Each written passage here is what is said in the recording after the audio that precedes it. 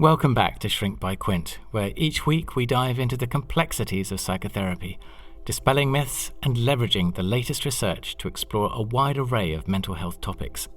My goal is to empower you with knowledge and insights that nurture a healthier, happier life, because after all, your health truly is your wealth. Now this week I'm going to take a light-hearted look at the differences between counselling and psychotherapy. What do these two disciplines have in common? Where do they diverge? And which approach do you think might best support you or a loved one in times of crisis? So, what is the difference between counselling and psychotherapy? Dance between psychotherapy and counselling is a bit like comparing the opera to a pop concert. Both aim to move the audience, but one spends time on your heartstrings, while the other prefers an efficient yank. It's not that one is better than the other, but more that each serves a different kind of emotional diet. Let's start with counselling, that brisk, straight-to-the-point type, like a friend who suggests you buy a new jacket after your old one gets drenched.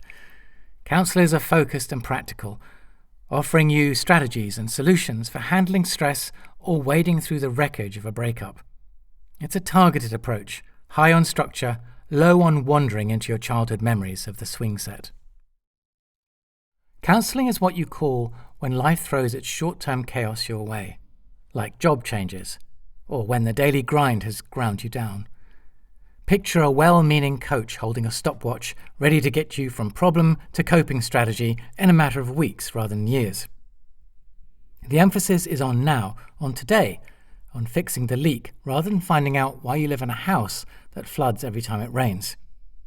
If you want to talk about why you keep finding yourself in that house, well, that's where psychotherapy comes in. Psychotherapy is like the slow, sumptuous feast your grandmother used to make when she wanted to remind you that food, much like healing, can't be rushed. The process is long-term, an excavation of old, often painful patterns, and a full dive into your psyche's haunted basements.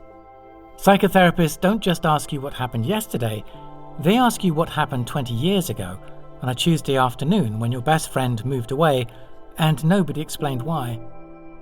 They're here for your unconscious motivations, patterns that insist on repeating themselves until you see them, understand them, and learn how to interrupt the cycle.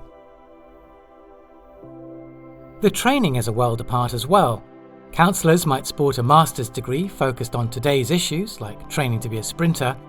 Psychotherapists are the marathon runners, with years of studying human development, psychological theory, and the art of wading into deep emotional waters.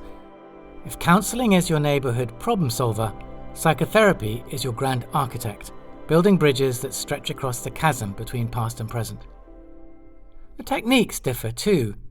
Counsellors might employ a person-centred or solution-focused approach, aiming to shore you up with resilience and the ability to make life's work better in the short term.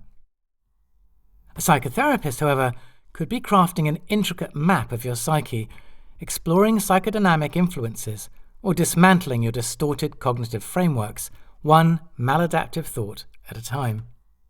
Of course, the goals follow suit. Counselling offers relief, often immediate, like an emotional aspirin. Psychotherapy, meanwhile, is about long-term transformation, digging up old roots to plant something healthier and enduring.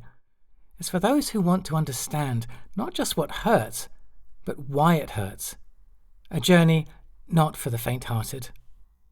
Yet, as life has its way of defining simple categories, the lines can blur. What begins as counselling might morph into psychotherapy if, say, the wound beneath your present crisis turns out to be deeper than you expected. In the end, both forms of support are invaluable. Counselling, when life needs a quick fix, psychotherapy, when your very soul demands an overhaul. The real magic lies in that elusive connection between client and therapist, the gentle art of meeting where the need is deepest. Like any good story, it all comes down to being truly heard.